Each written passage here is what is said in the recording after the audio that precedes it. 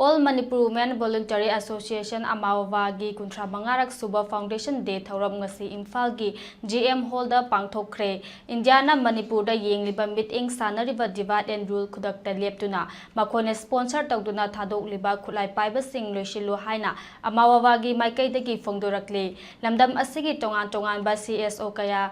Miwek Singna Sarukia Duna Pangtok Kiba Thorum Aduda DM College of Arts ke former principal professor Dr. C. Hais Chilaramani Porele Marol Mera Paibi Apunba Manipur ki president Sorai Samem Chalema Amadi All Manipur Women Voluntary Association Amawawagi president Y Kunjarani na Thorum gi Maru Oiba Mitunglen Oina Sarukia ke Thorum Aduga Mari Lenena Y Kunjarani na Makata na Fongdorakpada Lamdam Asida Miwat Minay Leitaba Hingbagi Wahan Thok Leina Chakhat Patangdu Leitaba Purak Naba Amadi Lamdam Asida Lairiba Dupi Oibi Sing Iramdam Asigidamak Achumba Lantheng Asida Karigumba Thokdang Kara Lauba Mathok Tarak Padagi Ing Sok Lising Amaga Chamapan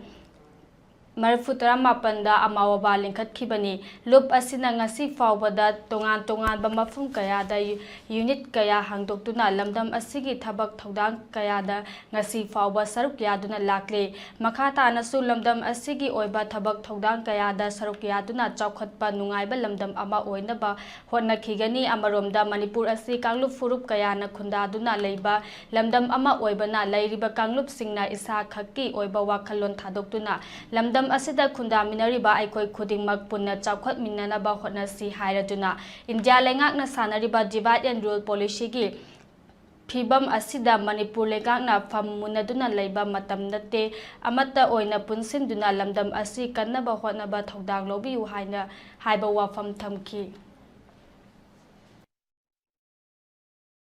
Makhoi amat hoina susinara kanda irandam asi kannana bakona bada asobat thudang lobiyu aduga masinga sema akoi irandam Manipur sida laiba Manipur miyang gidamakta akoi nupi khulaina sobat thudang lawliba sida su amobana su hena mangjin thana lobang nana ba honazari aduga aikoi si wangang ba matamda yamna section ngangji tawninge haidana paktok togumji ngangninge haidana pangang gumji akoi yamna khanara kanda tawba yaba maikei da satminasi ai tawning ba paktok tongagumji ado laiba akoi nabembagi tang omumji akoi culture niyon sako base akoi mase hidana dana dakhinagi hidana badu topiu iram tamsida thokpa othona akoi amato oina si chana na pabuno pagi maridu thambira ka andar sa kausi edo ngasi malanjena tana laiba lilikend laiba akoi miyam sina tangu leitana magi yumda hanjendri phawbadi aikoi yamna section na mikup na hu chengna iram dam sina na ba kona minasi